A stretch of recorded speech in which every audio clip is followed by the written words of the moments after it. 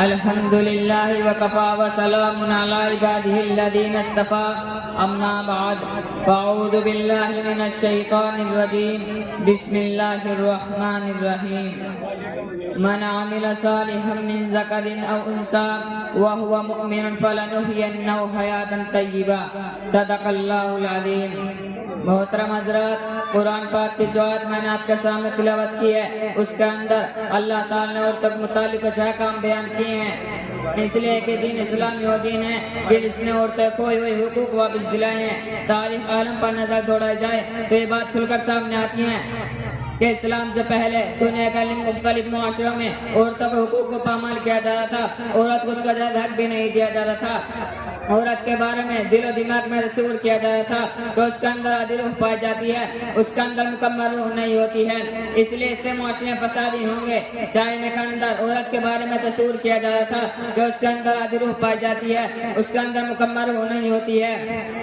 اس لیے پورے معاشرے میں فساد کی بنیاد یہی بنتی ہے۔ انسان نے روحانیت تو گھڑ لیا تھا، ان کے علماء یہ کہتے تھے کہ ازدواج زندگی گزارنا اللہ تعالیٰ کی معرفت حاصل کرنے میں رکاوٹ ہے، چنانچہ ان کی تعلیم تھی کہ مرد عورتیں سے بالکل دور رہیں ورنہ اللہ تعالیٰ کی معرفت حاصل نہیں ہو سکتی۔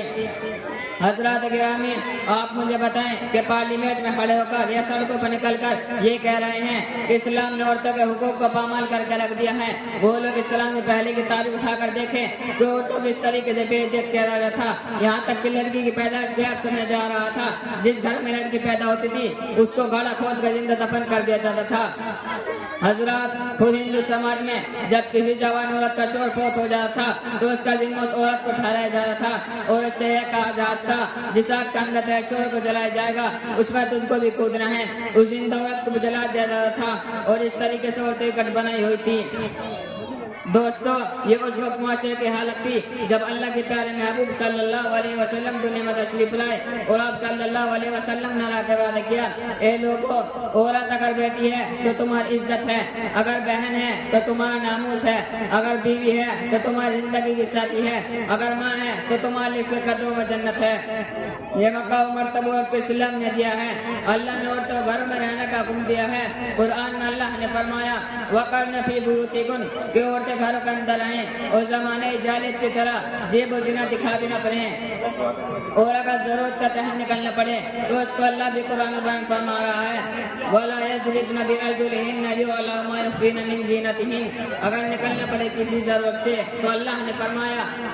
اپنے پیروں کو زمین پر زور سے نہ مارے، جو سے زیورات پہنا ہوا ہو اس کی آواز وہاں تک سنائی دے رہی ہو۔ یہ احکام عورتوں کو اللہ نے قرآن بیان کیے ہیں، دنیا کو انسان ان کو بدلنا چاہے تو نہیں بدل سکتا، اسی لیے ایک شاعر نے کہا ہے